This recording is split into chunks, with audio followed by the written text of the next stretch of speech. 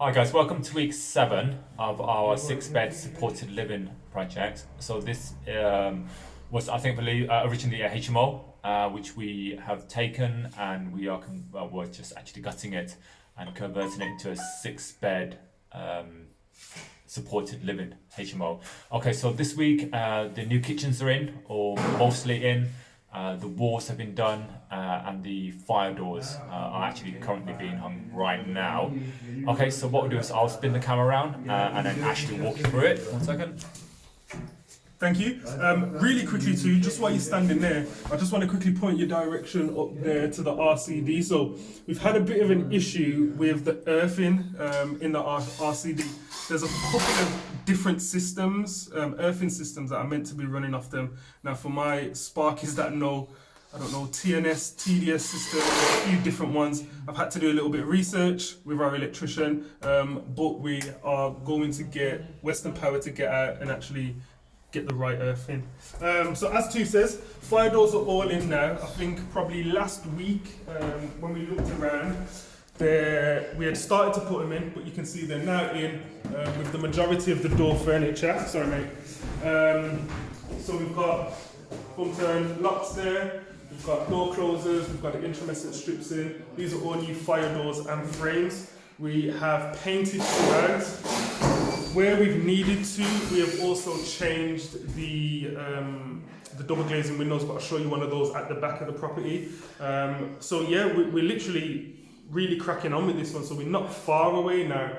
Couple of issues. I think if you just go up to there too, you will see that the light originally didn't have an earth. I don't know if you can't really see it, I can't see in my glasses, but it didn't have an earth. So there were some pretty serious sort of issues that we had that only kind of came up afterwards. But again, we were getting rectified. Yeah, we seem to be uncovering loads of issues as we go along. I mean, there's a fair few issues in this property that we hadn't originally thought of. Now you can see there's a lot of digging going on in the back there, and that's something that I will talk to you about actually in the next video, because that is to do with basically both neighbouring properties and the water supply to it. So we've uncovered a few issues. You can see we've got some scaffolding up. Now you guys may have remembered from one of the rooms upstairs there was quite a bit of damp.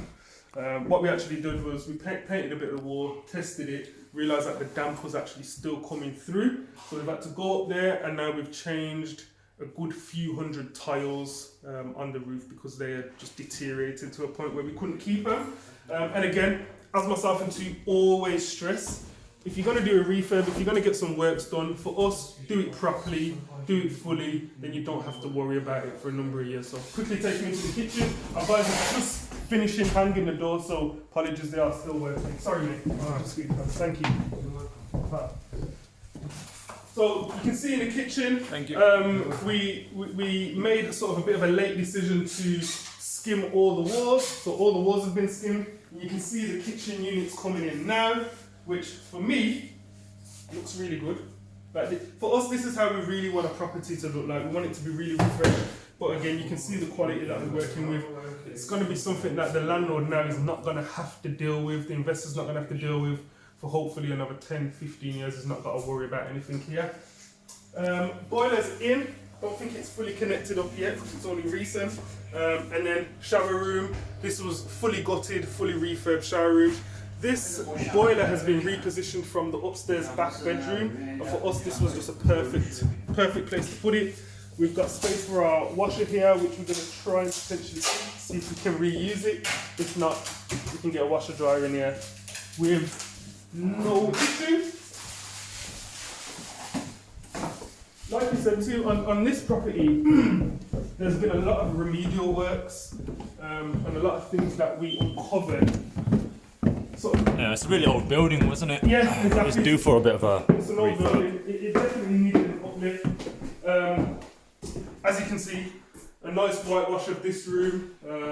A couple of little bits that we've done. So previously, you could see through this room. It was like a weird kind of perspex glass.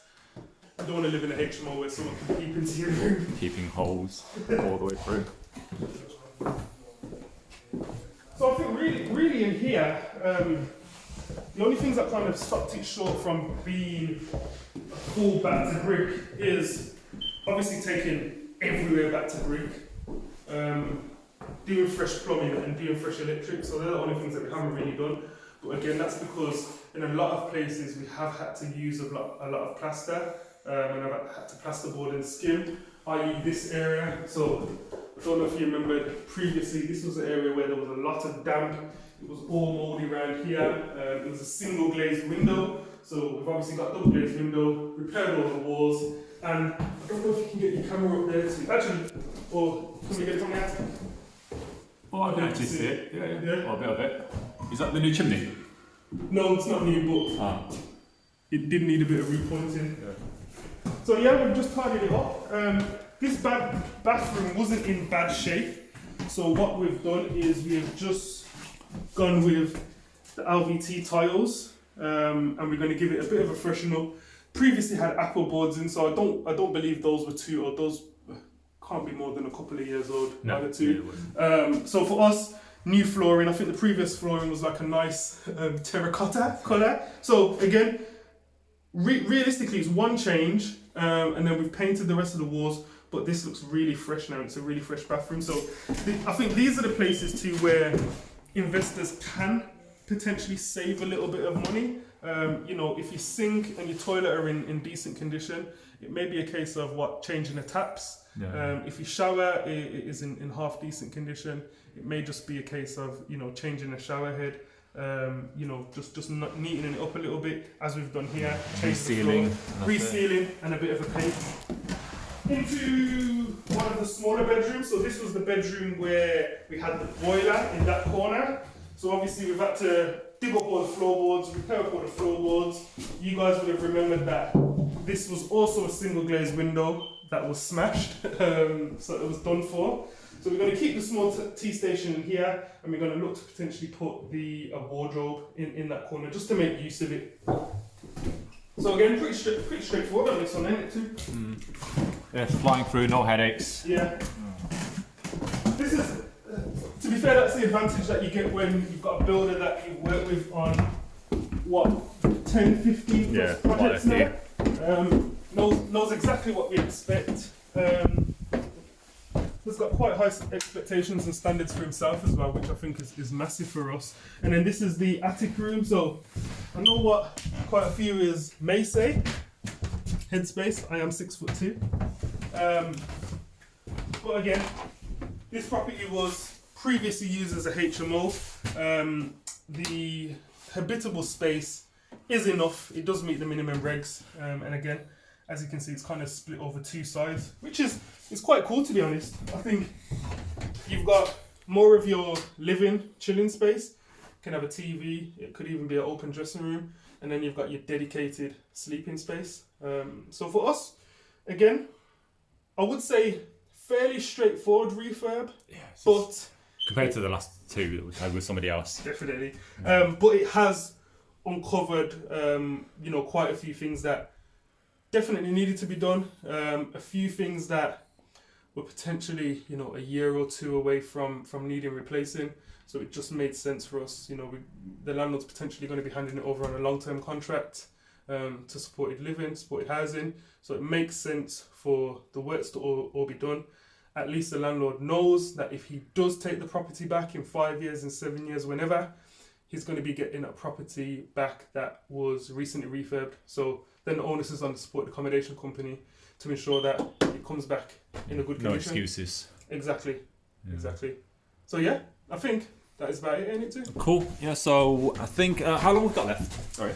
We've probably got about a week on this one, so I'm going to really start kicking into action on Monday on this one, which is good because we've finished up on another couple of projects, and it's just going to be ordering everything in, ready for handover. Carpet, blinds, white goods we're going to start looking at, and furniture. Yeah, and then do a quick run around with all the stickers and stuff like that. All the little bits. Cool. All right. Hopefully see you guys next week. Bye.